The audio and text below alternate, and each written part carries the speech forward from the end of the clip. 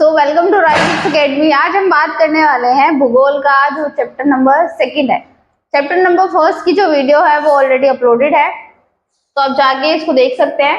आज chapter number 2 होने वाला है, जो है आपका वन्य और वन्य जीव संसाधन। वन्य जीव संसाधन, तो सबसे मेन चीज इसकी वन क्या होते हैं। वन मतलब जंगल, क्या होते हैं जंगल।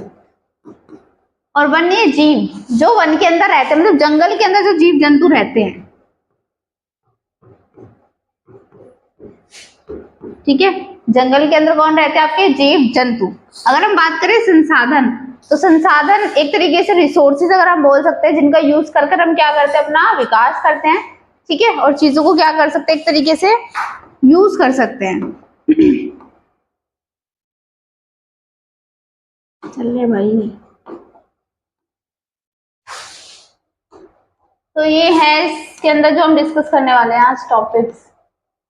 तो सबसे पहले परिचय आ जाएगा कि क्या इंट्रोडक्शन है चैप्टर में, और ये कुछ टॉपिक्स होने वाले हैं जिसको हम क्या करेंगे, अब डिस्कस करेंगे।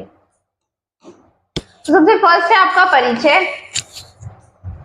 तो अगर हम बात करें परिचय होता क्या, एक तरीके से जो चैप्टर हम पढ़ने वाले हैं उस चैप्टर के अंदर क्या चीजें होंगी वो आपको बता रहा है। तो हमारे पृथ्वी, जीवधारी, सूक्ष्म जीवाणु से लेकर बैक्टीरिया और भी काफी सारे क्या होते हैं आपके जीव जंतु हो गए, बैक्टीरियाज हो गए, ठीक है, हाथी तक का घर, मतलब जो जंगल होता है वो इन सबका क्या होता है, घर होता है, ठीक है। जिसके अंदर हमारे सारे बैक्टीरिया हो गए, आपके एक तरीके से जीव जंतु हो गए, हाथी हो गए, ये सब क्या करते हैं, रहते हैं, ये उनका क्या है, घर है। तो भारत में वनस्पति जात और प्राणी जात, ठीक है। वनस्पति जात का मतलब जो जंगल में रहते हैं, प्राणी जात जैसे हम लोग हो गए। तो भारत में जैव विविधता के संदर्भ में विश्व के सबसे समृद्ध देशों में से एक है। इसके अंदर वर्ड आया है विविधता, जैव विविधता। तो इसका मतलब क्या होता है, विविधता का मतलब होता है जहां आपको एक ही जगह बहुत सारी चीज देखने को मिले। जैसे हम भारत की बात करें तो भारत के अंदर अलग अलग जातियां होती हैं, अलग अलग धर्म है, ठीक है। सब लोग क्या करते हैं, अलग अलग खाना वाना सबका अलग, एक तरीके से खान पीन सबका अलग है, रहना सहना सबका अलग है। तो ये क्या है, आपकी विविधता, जिसके अंदर आपको बहुत सारी चीजें मिले, मल्टीपल चीजें मिले एक ही जगह पर। तो ऐसे आपका जंगल है, जंगल के अंदर जंगल एक ही है, उसके अंदर आपके क्या रहते हैं, आपके एनिमल्स अलग अलग हैं आपके, ठीक है। बहुत सारी चीजें आपको देखने को मिलेंगी, तो वहां क्या मिलेगा, आपको विविधता मिलेगी। तो भारत भी उन देशों में से एक है जहां पर आपको बहुत विविधता देखने को मिलती है। विश्व की सारी उपजातियों की 8% संख्या पाई जाती है, कहां पर, भारत के अंदर, लगभग 16 लाख अगर हम बात करें। तो अनुपात भारत में 10% वन्य वनस्पति और 20% स्तनधारियों के लुप्त होने का खतरा है।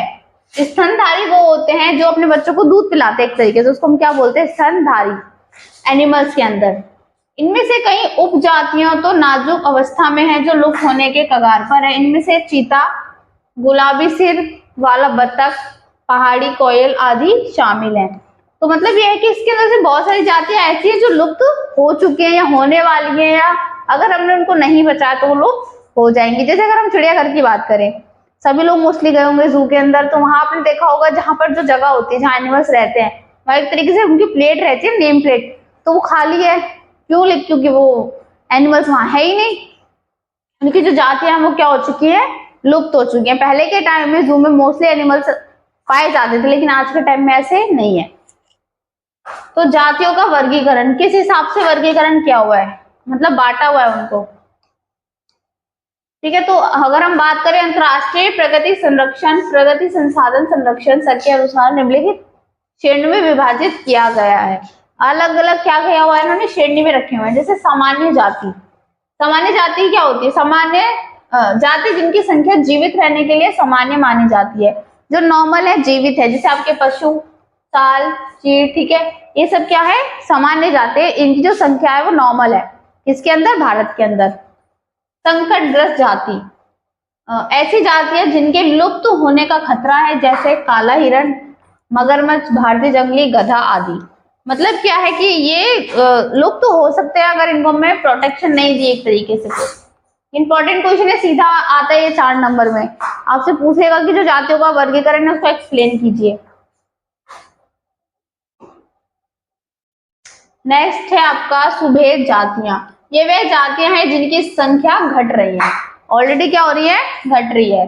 और यदि इनकी संख्याओं पर विपरीत प्रभाव डालने वाली परिस्थितियां नहीं बदली जाती और इनकी संख्या घटी रहती है तो ये संकटग्रस्त जाति की श्रेणी में शामिल हो जाएंगे, जैसे नीली भेड़, एशियाई हाथी, गंगा नदी की डॉल्फिन इत्यादि। अगर आपने इनको नहीं बचाया तो आने वाले टाइम में ये क्या हो जाएंगी, बिल्कुल आपको मिलेंगी ही नहीं, देखने को ही नहीं मिलेंगी।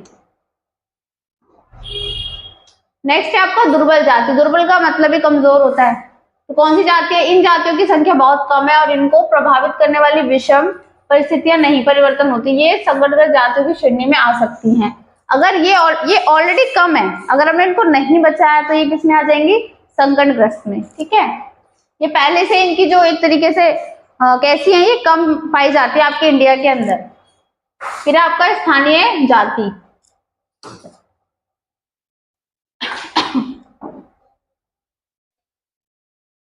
तो इन प्रकार की जातियां प्राकृतिक या भौगोलिक सीमाओं से अलग विशेष क्षेत्र में पाई जाती है, जैसे अंडमान टील, आपके निकोबार कबूतर, अंडमानी जंगली सुअर।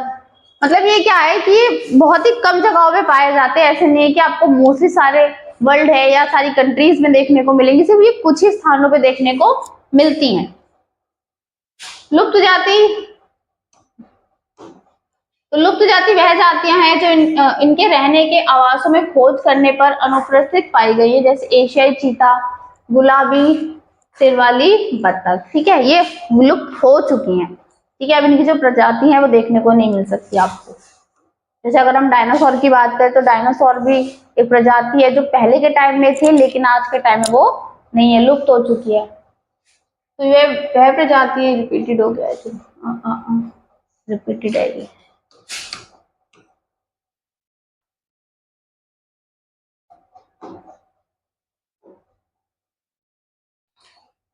देन आपका वनस्पति जात और प्राणी जात के वितरीकरण के कारण बताइए। वितरीकरण का मतलब क्या होता है कि संसाधनों का यूज कर कर जो मनुष्य है वो अपने लिए क्या कर रहा है, उन संसाधनों का यूज कर रहा है बेसिकली, उसको हम क्या बोलते हैं, वितरीकरण। ठीक है, वितरीकरण का मतलब क्या है, संसाधन जिनको मानव अपने हिसाब से क्या कर रहा है, यूज कर रहा है। तो मनुष्य प्रगति को संसाधन में परिवर्तन करना, वनों वन्य जीवन से प्रत्येक या परोक्ष रूप से लकड़ी, छाल, पत्ते, रबड़, दवाइयां, भोजन, ईंधन, चारा, खाद्य इत्यादि प्राप्त करता है जिन्हें वन और वन्य जीवन को नुकसान पहुंचता है। अगर हम बात करें, हम क्या कर रहे हैं, रिसोर्सेज का यूज कर रहे हैं, तो ये एक तरीके से जो वन्य जीव, जो जंगल में रहने वाले कौन है, जीव जंतु, उनको इससे क्या होता है, नुकसान पहुंचता है भारी मात्रा में। ठीक है, तो इसलिए ऐसा नहीं करना चाहिए। जो मनुष्य है वो अपना तो इससे क्या कर लेगा, एक तरीके से अपना तो वो फायदा कर लेगा लेकिन नुकसान भी तो हो रहा है किसी ना किसी का। जो एनिमल्स हैं आपके, वाइल्ड एनिमल्स हैं, उनको बहुत ज्यादा इससे क्या होता है, प्रॉब्लम फेस करनी पड़ती है। अगर हम बात करें वनस्पति जात प्राणी जात वितरीकरण के निम्नलिखित कारण, जो वितरीकरण है इसके कारण क्या है आपको ये बताना है, क्यों क्यों करते हैं हम। तो बड़ी विकास परियोजनाएं, हमको क्या करनी है भाई, बड़ी विकास परियोजनाओं को पूरा करना होता है तो हम इसका यूज करते हैं। स्थानांतरीय खेती, आपको फिक्स्ड खेती करनी है तो आप उसके लिए करते हो। खनन, खुदाई कर रहे हो आप, उसको आपको नई नई चीजें क्या करना है, सर्चिंग करनी है तो उसके लिए खुदाई करनी पड़ेगी आपको। अगर आप किसी जंगल में जाके क्या कर रहे हो, खनन कर रहे हो, तो आपको उनके जो एनिमल्स है वो वहां से चले जाएंगे। अगर जंगल ही नहीं रहेंगे तो जो एनिमल्स है वो रहेंगे क्या, उनका वो तो घर से बेघर हो जाएंगे।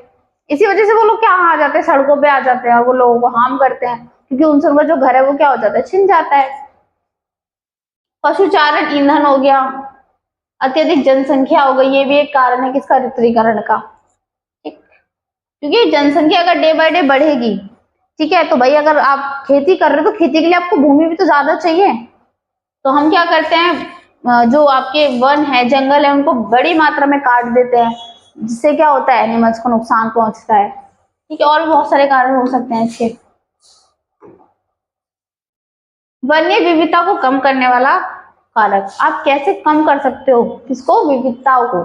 ठीक है, मतलब इतने सारे जो जातियां हैं, मल्टीपल चीजें जो आपको देखने को मिलती हैं, आप इसको कैसे कम कर सकते हो। सिंपल सी बात है, अगर हमारे पास बहुत सारी है तो हम कुछ को कम कर देंगे, वो अपने आप कम हो जाएंगी। तो उसमें जैसे वन्य जीवन जीव के आवास का विनाश, मतलब वन्य जीव जहां रहते हैं जंगल, उनको खत्म कर दो तो प्रजाति अपने आप ही खत्म हो जाएंगी। जंगली जानवरों को मारना, ठीक है, जंगली जानवरों को क्या कर दो, मार दो। वे आखेटक, आखेटक का मतलब होता है शिकार करना। पर्यावरण प्रदूषण के कारण भी दिक्कतें होती हैं। ठीक है, तो ये कुछ रीजंस हैं। देन है भारत में वन्य एवं वन्य जीवन का संरक्षण। अब आप कैसे बचा सकते हो भारत के अंदर वन को और वन्य जीवन का संरक्षण? जो जंगल के अंदर कौन रह रहे हैं, आपके जीव जंतु रह रहे हैं, उनको आप कैसे बचा सकते हो? तो संरक्षण से पारिस्थितिक विविधता बनी रहती है, हमारे जीवन संसाधन जल वायु मृदा बने रहते हैं। पर्यावरण संस्थानों ने राष्ट्रीय वन्य जीवन सुरक्षा कार्यक्रम की पुरजोर मांग पर भारतीय वन्य जीवन संरक्षण अधिनियम, मतलब क्या इन्होंने अधिनियम चलाया है जो कब है आपका 1972 में लागू किया गया है, जिसमें वन्य जीवों के आवास रक्षण के अनेक प्रावधान है कि जहां पर जीव जंतु रहते हैं, ठीक है, वो कैसे रहे, एक तरीके से बचे रहे। इसके लिए इन्होंने क्या करा है, अधिनियम चलाया है 1972 के अंदर।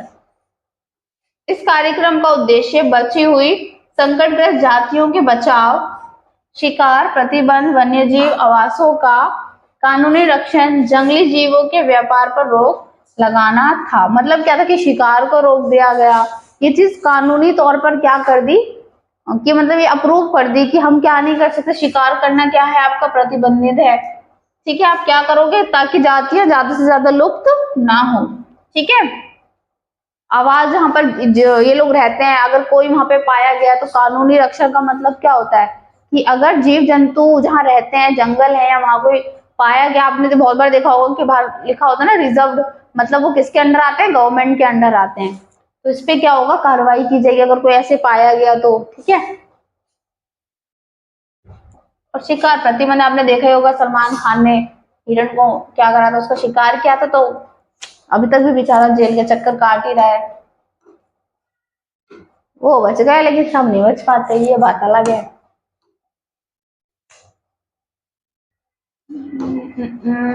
नेक्स्ट है आपका, केंद्रीय सरकार व कई राज्य सरकारों ने राष्ट्रीय उद्योग वन्य जीव पशु विभाग स्थापित किए हैं। मतलब क्या होता है कि जो जीव जंतु क्या हो जाते हैं, एक तरीके से बेघर हो जाएंगे, तो उनके लिए एक अलग तरीके से क्या बनाया हुआ है, पशु विहार बनाया हुआ, जिसके अंदर उन पशुओं की देखभाल की जाएगी, ठीक है। हमने देखो ना गौशाला भी है बहुत सारी जगह, तो वहां सारी गऊ की क्या होती है, देखभाल की जाती है, ठीक है। तो वही सारी चीजें हैं। केंद्रीय सरकार ने कई परियोजनाओं की भी घोषणा की है जिनका उद्देश्य गंभीर खतरे में पड़े कुछ विशेष वन प्राणियों के रक्षण प्रदान कराना था। मतलब वो क्या हुआ कि केंद्र सरकार ने बहुत सारी योजनाएं बनाई है कि जो जंगल के अंदर कौन है, जीव जंतु हैं, उनको सुरक्षा दी जाए। इन प्राणियों में बाघ, एक सिंगा वाला गैंडा, कश्मीरी हिरण अथवा हंगुल, 3 प्रकार के मगरमच्छ, स्वच्छ जल मगरमच्छ, लवणीय जल मगरमच्छ और घड़ियाल, एशियाई शेर, अन्य प्राणी शामिल हैं। तो ये सारे हैं जिनको क्या दी गई, एक तरीके से प्रोटेक्शन दी गई है। नेक्स्ट इज 1973 में भारत सरकार ने बाघों के संरक्षण के लिए प्रोजेक्ट टाइगर, ये इंपॉर्टेंट क्वेश्चन है, प्रोजेक्ट टाइगर की शुरुआत की, जिसका उद्देश्य बाघ और संकटग्रस्त जाति को बचाना था, क्योंकि ऑलरेडी जो आपके टाइगर्स हैं उनकी संख्या कैसी है, कम है। तो हम बात करने वाले थे आपका वन्य जीवन अधिनियम 1916 के तहत सैकड़ों प्रजातियां जो थी वो क्या हो चुकी है, लुप्त। किसकी, आपकी तितलियां हो गई एक तरीके से, और क्या हो गए, पतंगे हो गए। आपने कभी देखा होगा, मैंने तो कभी देखा नहीं है, तो आई डोंट नो। तो ये कुछ प्रजातियां हैं जो क्या हो चुके हैं, जैसे ड्रैगन फ्लाई हो गया, इनको संरक्षित जातियों में शामिल किया गया है, क्योंकि जो क्या हो रही है, धीरे धीरे प्रजातियां जो है इनकी लुप्त होती जा रही है। जैसे पहले के टाइम में मल्टीपल बटरफ्लाई देखने को मिलती थी, कोई ब्लैक है, कोई रेड है, कोई येलो है, बट एट प्रेजेंट में एक भी देखने को नहीं मिलती, क्योंकि इनकी जो प्रजाति है वो क्या हो चुकी है, लुप्त होती जा रही है। तो गवर्नमेंट ने इसको कुछ अधिनियम चालू किए हैं जिससे इन जातियों को बचाया जा सके। 1991 में पौधों की भी 6 प्रजातियां थी जो क्या हो चुकी है, लुप्त। तो उनको हम आगे डिस्कस करने वाले हैं नेक्स्ट वीडियो में। इसके जितने भी बचे हुए टॉपिक्स उसको हम डिस्कस करेंगे, ठीक है। तो ये यहीं कंप्लीट होता है। अगर आपको कोई डाउट है तो प्लीज कमेंट सेक्शन में जरूर बताइए, लाइक एंड सब्सक्राइब करना ना भूले।